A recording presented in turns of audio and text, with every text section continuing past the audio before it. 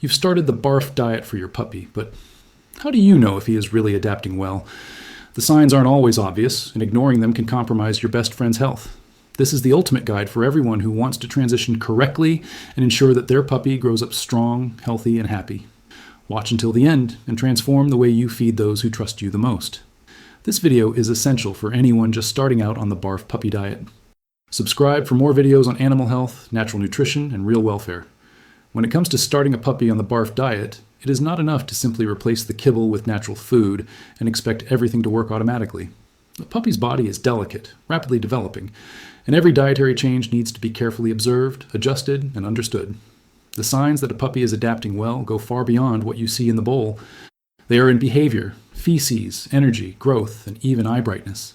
Understanding these signals is essential to ensure that the animal's digestive system, immune system, and metabolism are responding positively to change. One of the first and most evident ways to observe adaptation is by the appearance of the stool. When starting the BARF diet, it is normal for the puppy's stool to change consistency. They tend to become smaller, less bulky, and with a much less intense odor than the feces of dogs that consume food. This is because raw foods, especially fleshy bones and crushed vegetables, are better absorbed and utilized by the body. What is left, in fact, is only what the body has not taken advantage of. And on the BARF diet, this surplus is minimal. If the stool is firm, well-formed, and dry, this is an excellent sign that the adaptation is going well. On the other hand, if there is persistent diarrhea, very loose stools, or frequent mucus, it may indicate that the adjustment is being made too quickly, or that there is some ingredient causing sensitivity. Another powerful indicator is in the puppy's energy level. A healthy, well-fed dog with a diet rich in bioavailable nutrients demonstrates a willingness to play, curiosity to explore, and a keen eye for the environment. The BARF diet, when well-structured, provides a complete supply of high-quality proteins, beneficial fats, vitamins, and minerals that support not only muscle and bone growth, but also the cognitive and emotional development of the puppy. If, after a few days of transition, the puppy is more active, with regulated sleep, without lethargy, and with a constant appetite, these are direct signs that his body is accepting the new way of feeding well. However, it is also essential to observe the appearance of the coat and skin. Many owners notice that after the onset of BARF, the puppy's fur becomes shinier, denser, and with less shedding. This is no coincidence. The presence of natural fatty acids, such as omega-3 present in raw fish meat or egg yolks, in addition to fat-soluble vitamins absorbed more easily in the context of raw food, contribute directly to the dermatological health of the animal. Excessive itching, redness, or the presence of excess dandruff, on the other hand, may indicate some inadequacy in the proportion of fat or even a reaction to some type of new protein. Therefore, daily visual monitoring is an essential tool in monitoring adaptation. Steady, balanced appetite is also a sign of healthy adaptation. Growing puppies have a very high energy demand and naturally feed voraciously. However, BARF, as it is a denser and nutrient-rich diet, tends to satiate the animal more efficiently. This means that he eats with enthusiasm, but without anxiety. He doesn't beg for food all the time, but he also doesn't refuse the meal when offered. If the puppy shows consistent feeding behavior, without vomiting, without regurgitation, and with a good acceptance of food, the tutor can rest assured that the body is reacting in a healthy way. Finally, there's an often overlooked but extremely revealing indicator: breath and body odor. One of the great advantages of natural food is the drastic reduction of bad breath and strong skin odor. This happens because the digestive system processes raw food better, preventing unwanted fermentation in the intestine. If the puppy's breath starts to become more neutral without a strong smell, and if the overall body smell seems milder, this is a strong indication that there is a digestive balance in progress. The improvement in this aspect is especially noticed when the tutor already lived with the bad odor common in puppies that consume ultra-processed food. All these signs together make up a faithful portrait of adaptation to the BARF diet. However, it is important to reinforce that each puppy is unique. The speed of adaptation varies according to the breed, the previous feeding history, the general state of health, and even the environment in which it lives. A puppy that has always eaten dry food may take a few days or weeks before its digestive system is fully adapted to the meaty bones, fresh vegetables, and raw protein. Therefore, patience, observation, and gradual adjustment are the greatest allies in this process. If the owner identifies firm stools, constant energy, shiny coat, healthy appetite, and neutral breath, you can be sure the puppy is on the right track. And this is just the beginning of a healthier, stronger, and longer life. But before moving on to fine-tuning and warning signs, it is necessary to understand how the transition was made, because the way it begins defines much of what will come next. The way the transition to the BARF diet is conducted directly influences the quality of the puppy's adaptation. Many mistakes made at this initial moment can compromise the desired results, generate symptoms of discomfort, and even lead to the complete rejection of raw food. Therefore, it is crucial that the tutor understands how a well-planned transition should occur, respecting the animal's rhythm and offering adequate nutritional support at each stage. The first point is the gradual introduction. Ideally, the process should take 5 to 7 days and may extend up to 15 days in cases of more sensitive puppies. In the beginning, the diet should contain only easily digestible proteins, such as chicken, turkey, or rabbit. Avoiding red meat or fish in the early stages is a safe strategy to reduce the risk of rejection or overload on the digestive system. The fleshy bones should be offered raw, with a good proportion of meat around, such as chicken wings or turkey necks, always respecting the size of the puppy to avoid choking.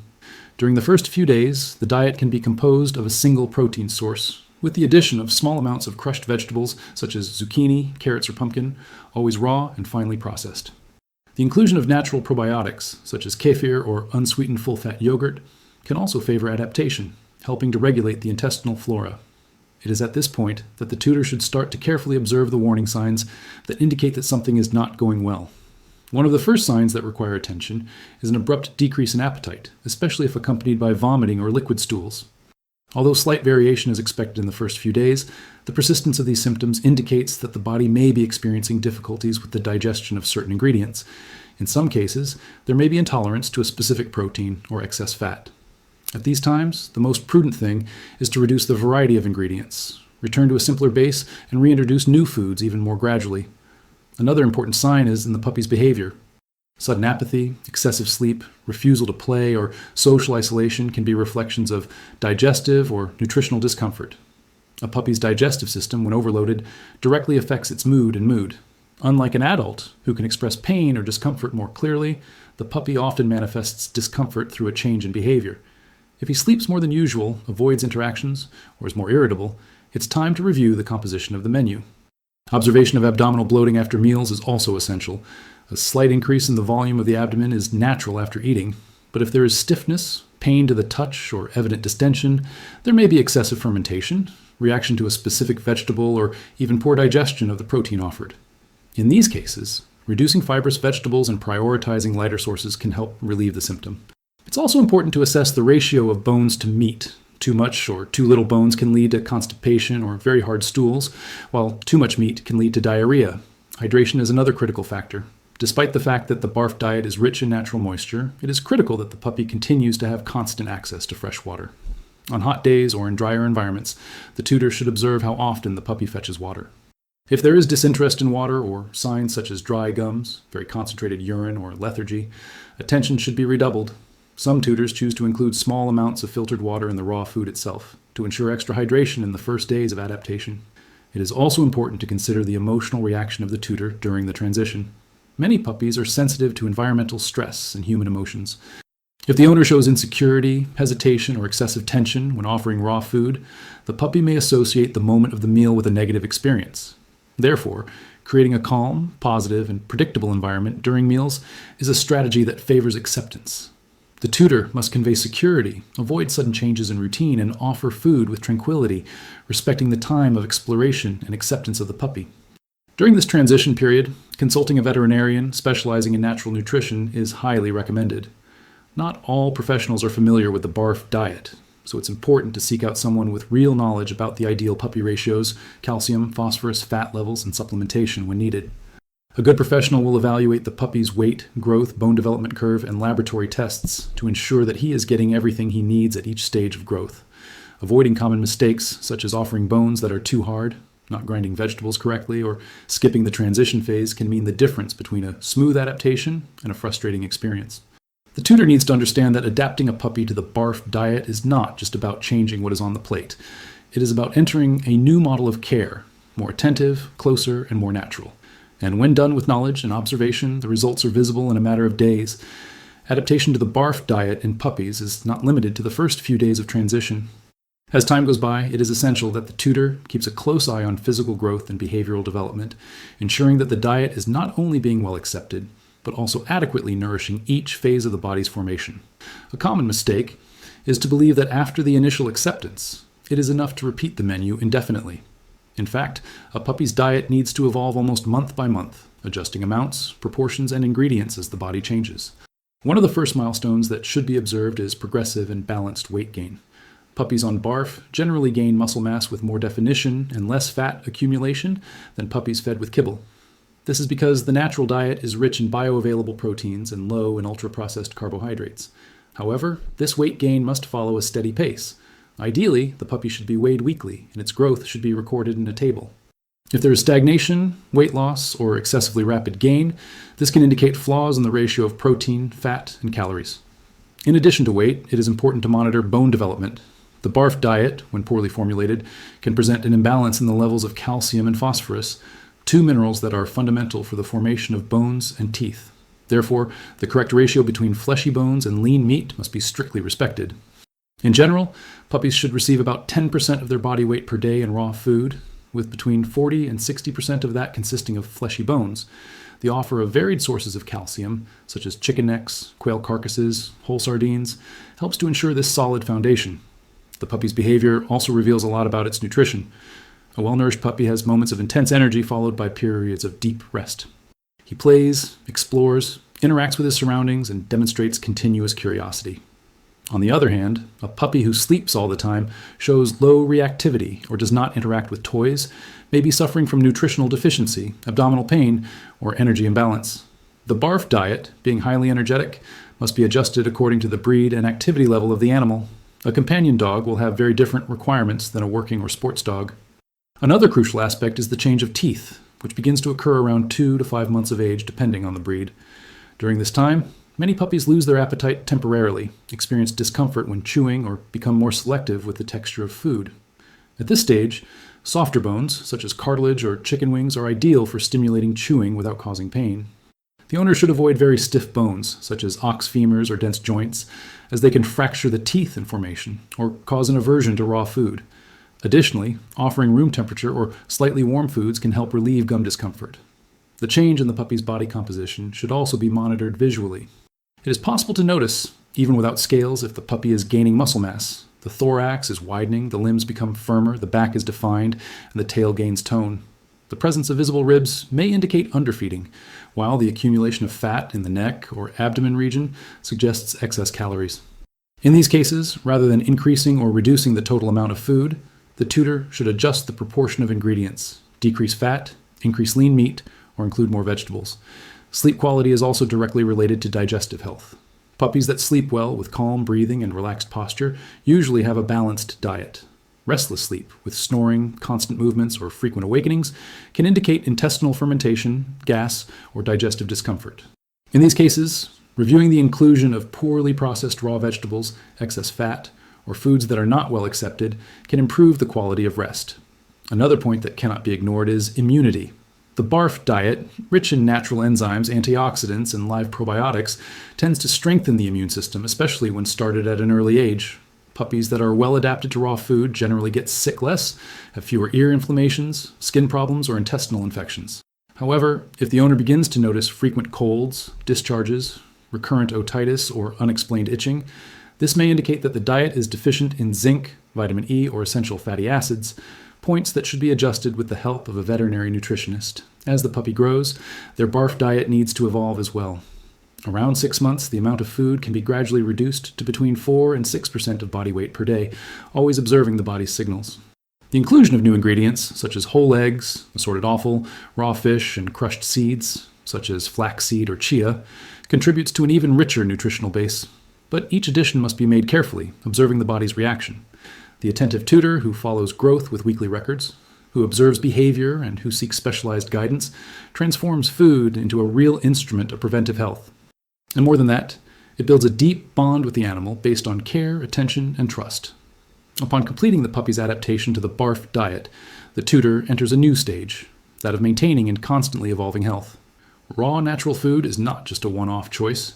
It is a lifestyle decision which profoundly impacts the longevity, vitality, and even the behavior of the dog in adulthood. The benefits accumulate over time and become increasingly evident as the animal grows in a nutritionally balanced environment, free of synthetic additives, preservatives, and ultra-processed foods. One of the main differentials perceived in the medium and long term is the strengthening of the immune system. Dogs that grow on natural food tend to develop more robust defenses against infections, parasites, and autoimmune diseases.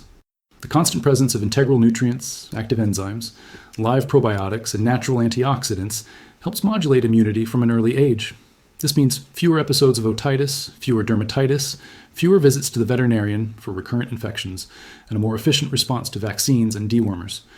Another clear benefit is in the prevention of chronic diseases such as obesity, diabetes, food allergies, and kidney problems. BARF offers a food base without the refined carbohydrates that overload the pancreas, without the excess sodium that compromises the kidneys, and without the dyes and palatants that unbalance the metabolism. Over the years, this translates into a cleaner body with less toxin accumulation, less tendency to chronic inflammation, and more resistance to degenerative diseases. The digestive system also benefits permanently. Puppies that feed with BARF from an early age develop a healthier and more diverse gut microbiome, which directly influences not only digestion, but mood, behavior, and even cognitive ability.